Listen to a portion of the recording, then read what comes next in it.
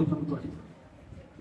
এবং উপস্থিত আছেন বড়চর মুখ ইসলামী আলিম মাদ্রাসার সকল শিক্ষার্থীবৃন্দ এবং উপস্থিত আছেন মাই beloved younger brothers and in 2024 examining সবাইকে এবং আমার প্রিয় শিক্ষকবৃন্দকে সম্মান জানিয়ে এবং ছোটদেরকে স্নেহ দিয়ে আমি আমার সালামের মাধ্যমে আমার বক্তৃতা শুরু করতে যাচ্ছি।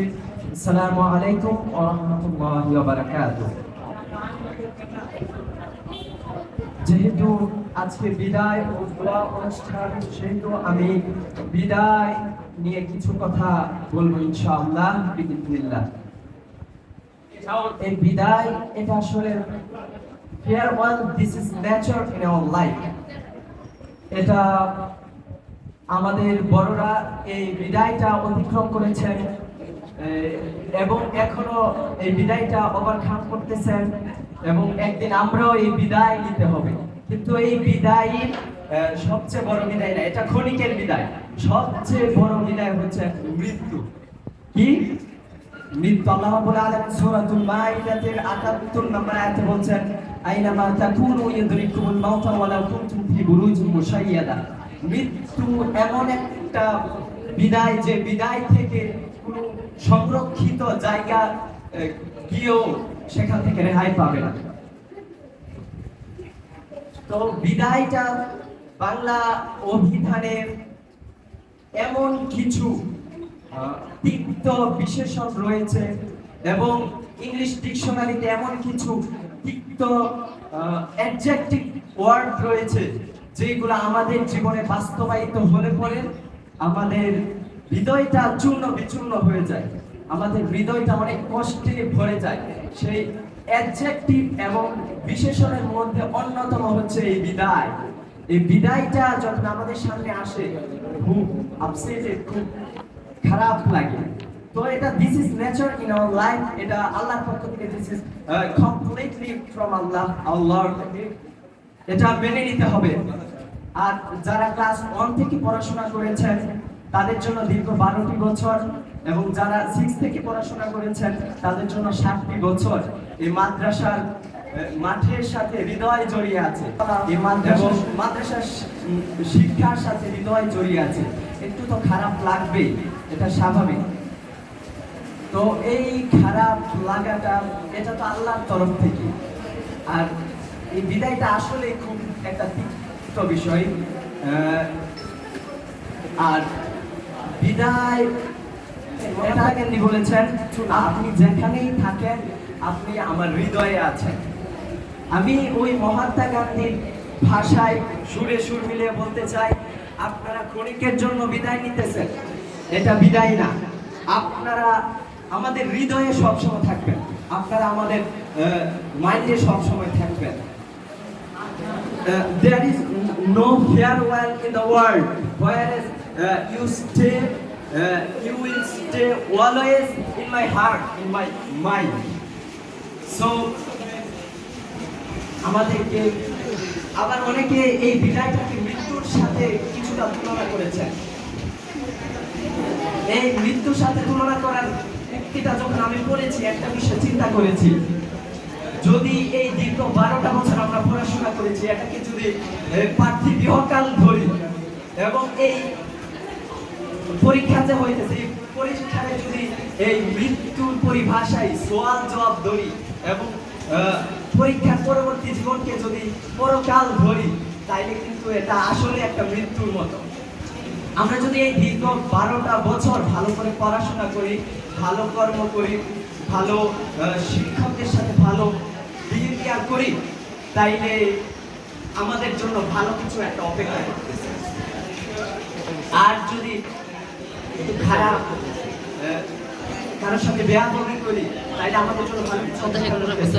তো জ্ঞানীদের কথার মধ্যে, এক লাইন কথার মধ্যে অনেক বাবান্ত, অনেক মর্মার্থ লুকিয়ে থাকে। তো আমাদেরকে চিন্তা করে মর্মার্থগুলা, লুকানো মর্মার্থগুলা বের করে এনে আমাদেরকে সেগুলা পালন করতে হবে। এবং এই বিদায়ী শিক্ষার্থীদেরকে ধন্যবাদ না দিলেই নয়। I like to thanks to younger my brother and sisters because they have arranged this occasion within short time. আমরা দেখতে পেরেছি এই অনুষ্ঠানটা তারা খুব স্বল্প সময়ে ম্যানেজমেন্ট করেছে। তো তাদেরকে ধন্যবাদ জানাচ্ছি এই স্বল্প সময়ে শিক্ষকদের কাছ থেকে দোয়া নেওয়ার জন্য এবং বিদায় নেওয়ার জন্য। এই সুন্দর একটা মনোরম পরিবেশ ম্যানেজ করেছে।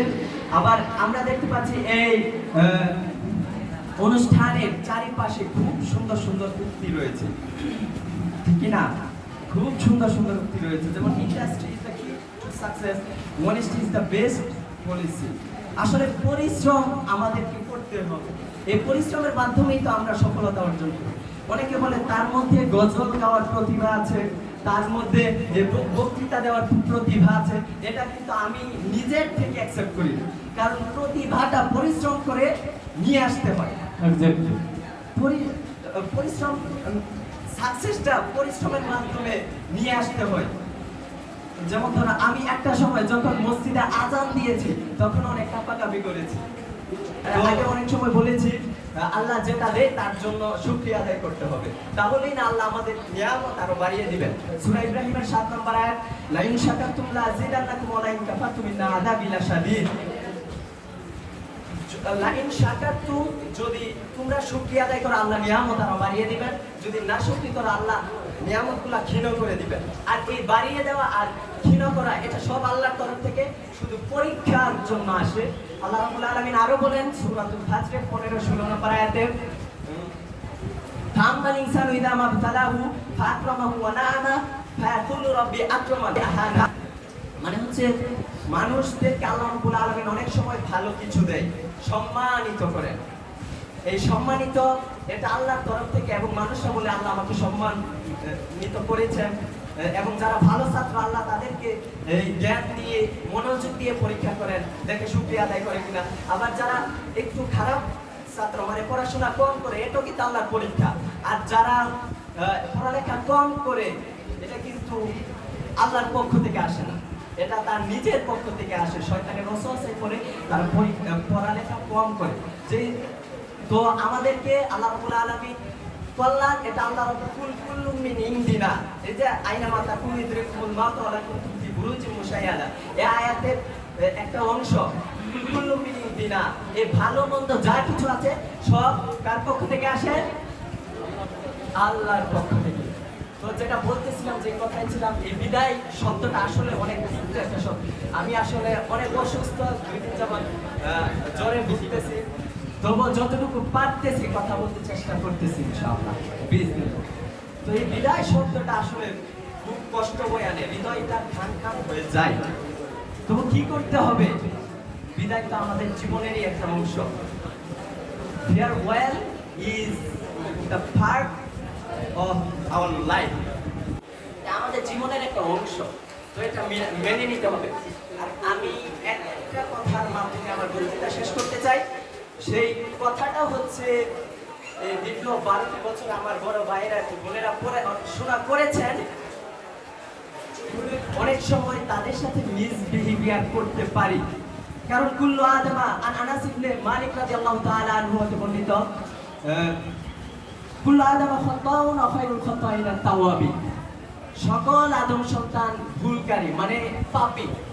এখানে এখানে বিষ্ণু সাল্লাল্লাহু আলাইহি সাল্লাম খাতাউন এই ভুলের বহুবচন ব্যবহার করেছেন, মানে সিগনিফিক্যান্স, ইম্পর্টেন্স বুঝিয়েছেন। সবাই তো ভুল করবে, মানে ভুল কন্টিনিউয়াসলি করতেই থাকবে, কিন্তু সেই ভুলকারী আল্লাহর কাছে সবচেয়ে প্রিয়। ওয়াখায়রুল খাতাইনা তাওয়াবিন, যে ভুল করে আল্লাহর কাছে মাফ চায়, যে তওবা করে। এখন ধরো আমি তোমাদের সাথে একটু মিসবিহেভিয়ার, বেয়াদবিমূলক কথা বলে ফেলেছি, দীর্ঘ 12 বছর হতেই পারে, কারণ মানুষজন ভুলের মধ্যে ডুবে থাকবে, এটাই স্বাভাবিক।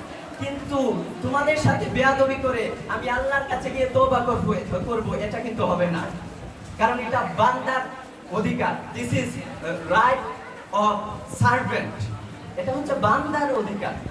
তো আপনাদের সাথে যদি বেয়াদবি অথবা কোনো মিসবিহেভিয়ার করে আল্লাহর কাছে মাফ চাই, আল্লাহ মাফ করবে না। তো আমি আমার হৃদয় থেকে বলতেছি, যদি কোনো ভুল বেয়াদবিমূলক আলোচনা কোনো ভুল বেয়াদবিমূলক বিহেভিয়ার করে থাকি তাহলে আমাকে মাফ করে দিবেন ইনশাআল্লাহ।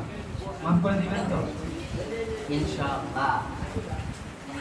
কিছু কথার মাধ্যমে যদি কাউকে কষ্ট দিয়ে থাকি, আচরণের মাধ্যমে যদি কাউকে কষ্ট দিয়ে থাকি, আমাকে মাফ করে দিবেন। তো হয়তোবা বড়দের যেভাবে সম্মান করা দরকার হক আদায় করে করতে পারি না, এই হিসেবে আমাকে মানে এই হিসেবে আমার আমার প্রতি ক্ষুব্ধ হবেন না, রাগ করবেন না। আর রাগ করলে আল্লাহ নারাজ হবে, আর আল্লাহ নারাজ করলে আমার কিন্তু উপায় নেই, আছে উপায় নাই। তো আমাদেরকে সবসময় আল্লাহ স্মরণ রাখতে হবে, পড়াশোনা ভালো করে করতে হবে। শিক্ষার্থীদের তরফ থেকে আমি নিজে আপনাদের জন্য মাপ চাইতেছি। অনেকে আমি ছাড়া অনেকে হয়তো বা ভুল করতে পারে, তাদেরকে আপনারা মাফ করে দিবেন ইনশাআল্লাহ। পারবেন না ইনশাআল্লাহ? ইনশাআল্লাহ। তো অতি প্রথমে একটা বাক্য বলেছিলাম, বিদায়, this is nature in our life.